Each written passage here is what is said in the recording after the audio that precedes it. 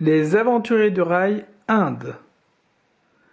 La extension numéro 2 de la liste des extensions, donc une carte de l'Inde, avec un méli-mélo de plein de petites routes qui s'entremêlent. C'est assez dense. C'est l'Inde, hein, c'est très dense. Voilà. C'est tellement dense que ce jeu est autorisé entre 2 et 4 joueurs. On ne peut pas jouer à 5.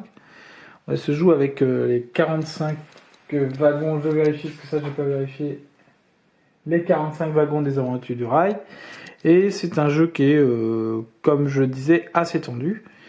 Voilà, donc c'est à 2 et 3 joueurs, on a le droit d'utiliser les routes doubles. À 4 joueurs, on n'a pas le droit. C'est l'inverse. À 2 ou 3 joueurs, on n'a pas le droit d'utiliser les routes doubles. À 4 joueurs, on a le droit. Et on est bien content de les avoir, les routes doubles, parce que c'est serré.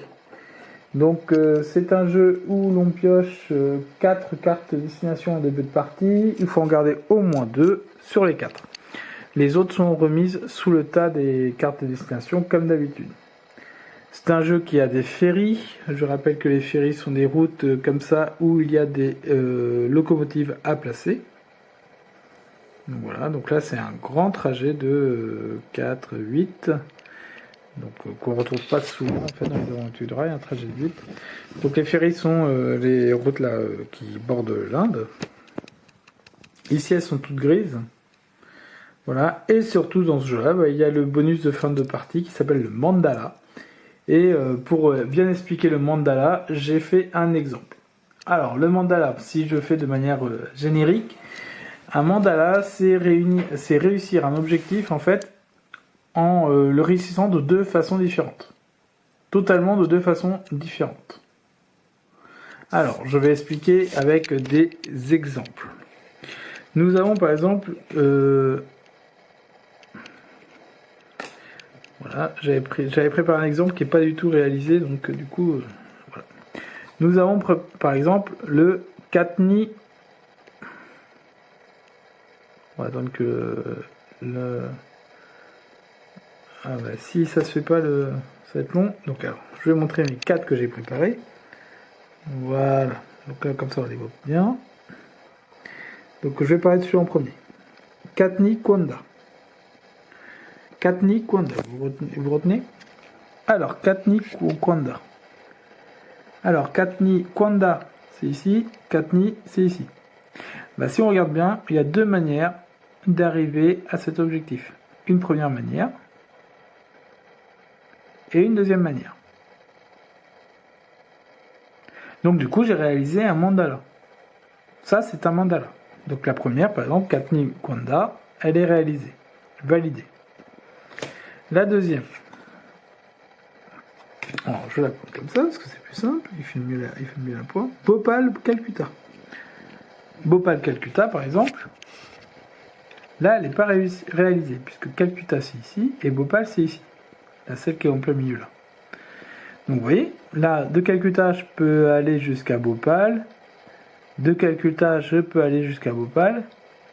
Mais le problème, c'est que cette route-là, elle est utilisée 2 fois. Donc là, ça pose problème. Donc là, il n'y a pas de mandala. Parce que cette route-là est utilisée 2 fois. Si je voulais ici créer un mandala, il faudrait que je rajoute 2 wagons, par exemple, comme ici. Où là, j'ai un chemin qui rejoint Calcutta à Bhopal en partant par le haut et Calcutta à Bhopal en passant par le bas. Autre exemple, Jaipur Patna.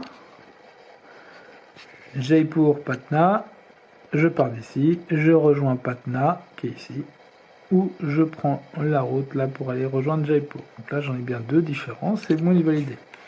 Et voilà l'exemple de quelque chose qui ne sera pas validé et qui sera difficile à valider. Ah, je viens d'appuyer sur la carte, ça fait tout tomber. L'exemple suivant, c'est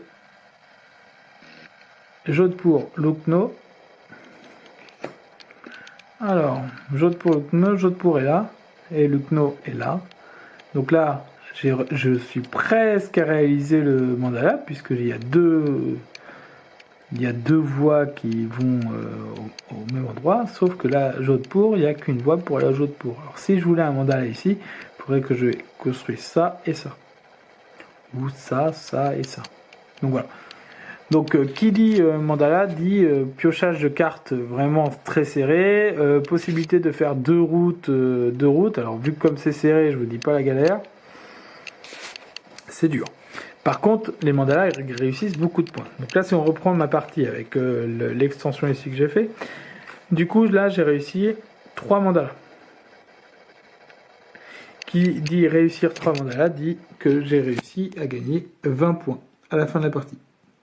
Et vous voyez que plus on va et plus on gagne des points, notamment avec 5 mandalas réalisés, on gagne 40 points.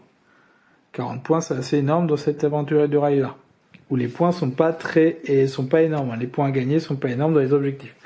Donc il peut y avoir des joueurs qui font des gros objectifs, qui marquent beaucoup, ou des joueurs qui font des petits objectifs, mais avec des mandalas, ça permet de combler un retard. Donc voilà. Donc c'est ça qui change dans l'Inde, c'est une façon de gagner des points qui est assez surprenante. Donc c'est pas forcément à la portée de tout le monde, c'est pas un jeu pour débutants l'Inde. Déjà parce qu'il est tendu, parce que il faut se dépêcher d'avoir les cartes, et parce qu'il y a cette histoire de mandala qu'il faut prévoir. C'est une stratégie à part entière. C'est vraiment, faut se dire au début de la partie, je vais faire les mandalas. Donc voilà. Un jeu plus difficile que les autres. C'était l'Inde. Et du coup, le deuxième de cette extension, c'est la Suisse, que j'ai déjà expliqué avec une autre version. Nous avons 2 versions de la Suisse. La Suisse avait été ici en doublé avec l'Inde, mais était sortie 5 ou 6 ans avant, toute seule. La Suisse était le 4e aventurier de rail sorti.